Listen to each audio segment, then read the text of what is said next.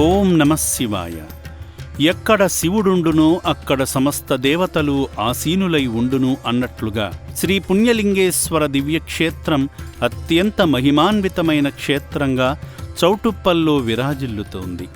సకల దేవతలకు ఆరాధ్య దేవతగా, భక్తజనుల కోర్కెలు తీర్చే కొంగు బంగారంగా శోభిల్లుతున్నాడు శ్రీ పుణ్యలింగేశ్వరుడు. భక్తుల కొంగు బంగారమైన శ్రీ పుణ్యలింగేశ్వర స్వామిని దర్శించేందుకు బాచుపల్లి సర్పంచ్ పురుషోత్తం రెడ్డి గారు, బాచుపల్లి గ్రామస్తులు తరలివచ్చారు.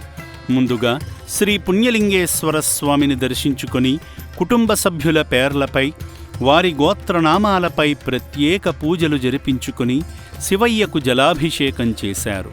సహకుటుంబానాం సహబాంధవానాం క్షేమస్థైర్యధైర్యవీర్యవిజయాభియారోగ్య అష్టైశ్వర్యాభివృద్ధ్యర్థం ధర్మార్థైశ్వర్య తామివాక్షజనముతి వ్యాపారోద్యోగాఖండ విద్య ప్రాప్త్యర్థమష్టలక్ష్మి అనుగ్రహ వీక్షణావలద్ధం శ్రీ పుణ్యలింగేశ్వర స్వామి దేవత అనుగ్రహ ప్రసాదవృద్ధిరభిషేక పూజాంజకరిష్యే.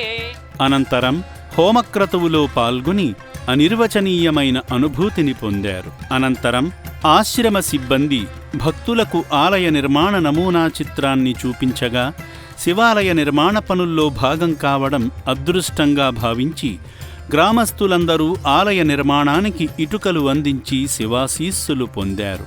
ఈ సందర్భంగా ఆశ్రమ వ్యవస్థాపకులు గట్టు శంకర్ గారితో గ్రామస్తులందరూ ఎంతో ఆప్యాయంగా ఫోటో దిగారు.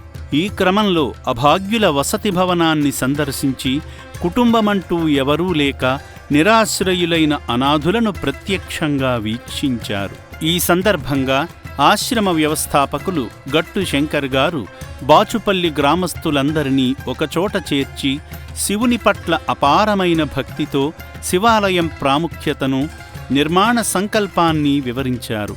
శివుడు ఆరాధ్య దైవమని, శివాలయం నిర్మించడం ద్వారా అభాగ్యుల మనుగడ సాధ్యమవుతుందని తెలిపారు.